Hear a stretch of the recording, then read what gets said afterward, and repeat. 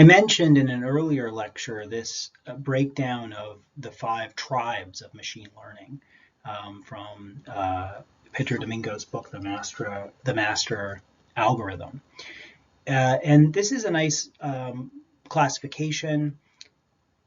I'm going to introduce in a moment a more standard contemporary classification, but I'll just mention that this classification from Domingo's kind of recovers most of the history of AI research and reclassifies it as a set of options for trying to build machine learning systems. So you see already the bit of shift from what was formerly called AI to now being called machine learning and interpreted in that framework.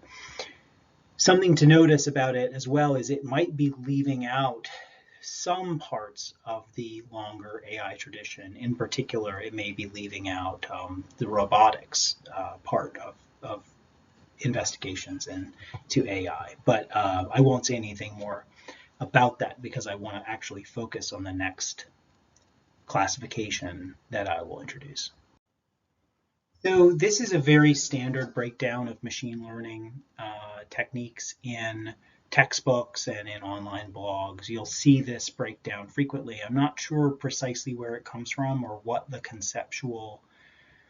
the deeper conceptual basis is for saying that there are just these 3 types of machine learning. Sometimes semi-supervised learning is added as a 4th type, but almost certainly this is an imperfect classification in various ways, and that there are some types of machine learning that won't fit in this breakdown, but it is a good starting place for getting a handle on what's happening with machine learning today.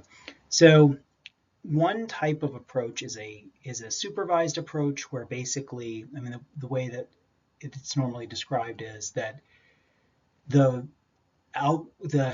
program is told where it succeeded and where it failed by the programmers or by the researchers, so that it's input from the programmers or researchers, things that the programmers or researchers already know that are being fed back to the machine that allow the machine to improve its performance at some task. Unsupervised learning is where you have a data set and you're not entirely sure what to do with it or how to analyze it. And you want the program to reveal things to you about it that you don't already know.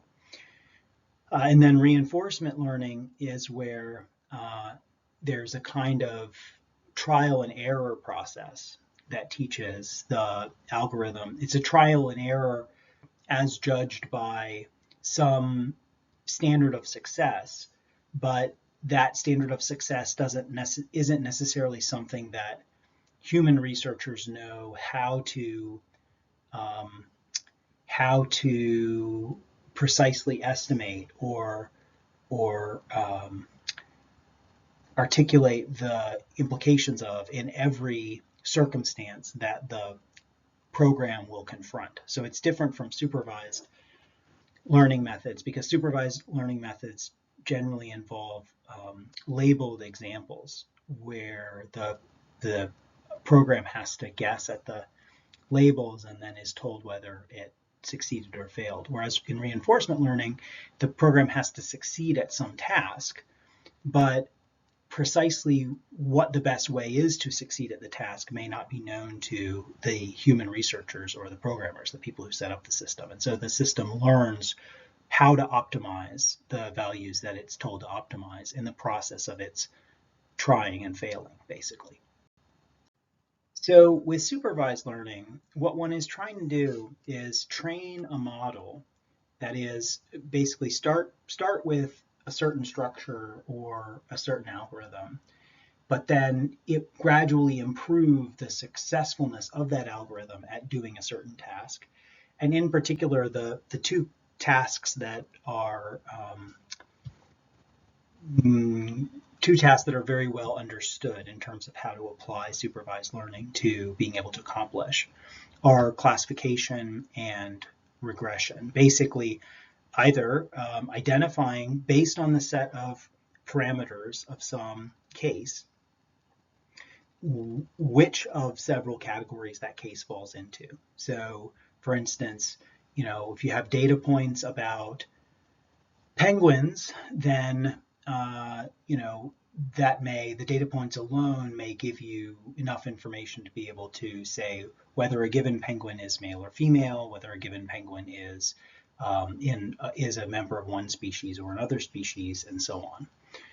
And usually the way, so that's one kind of application. The other kind of application is statistical regression. In particular, when you want to be able to predict one of the parameters, what the value of one of the parameters is, based on information about a whole lot of the other parameters. So if you want to find out,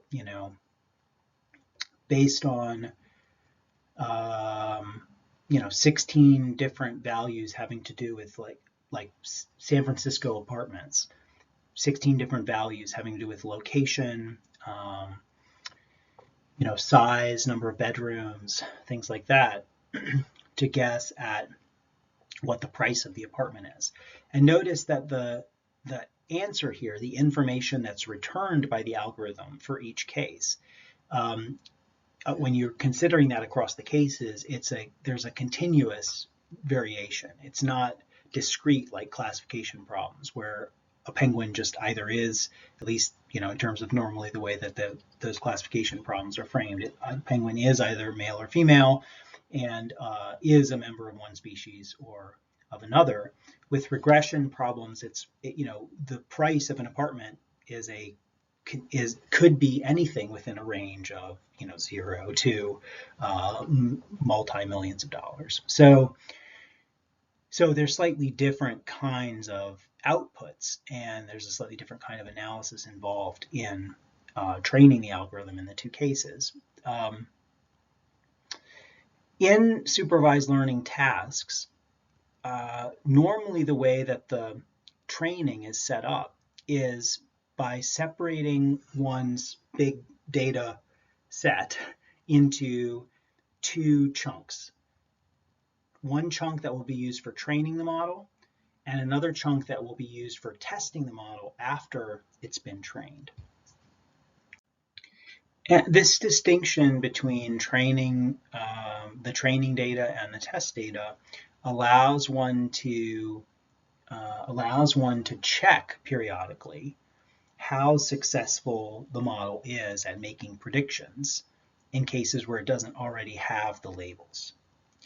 And so that's important because you want it to be a good predictor in cases where it doesn't have the labels. Of course, once such a model has been trained, one wants to be able to then apply it to cases outside of both the training and the test data set. In most cases, that's what one wants to do. So both training data and test data are kind of internal to the building the model process.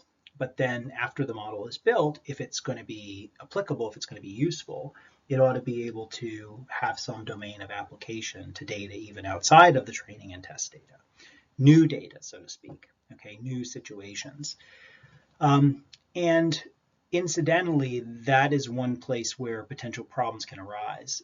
If there happen to be differences between the training data and the test data, that can cause problems for the effectiveness of the algorithm, or at least how effective it's judged to be.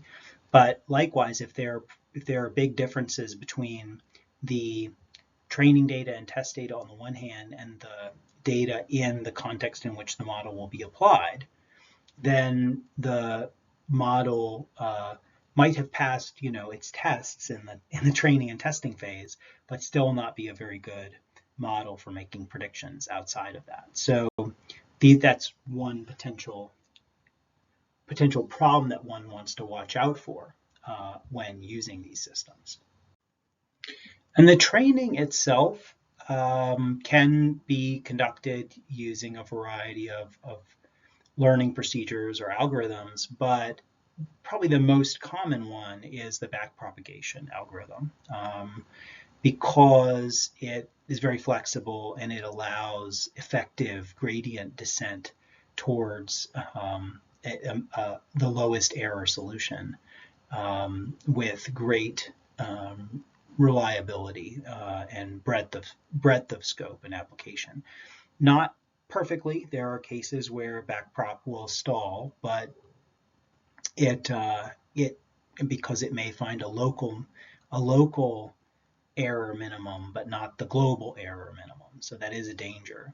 But generally, particularly when the parameter size is larger, there is almost always at least one parameter that one can adjust the weights on in order to improve performance and reduce error. And so backprop is a very reliable learning algorithm that's very widely employed.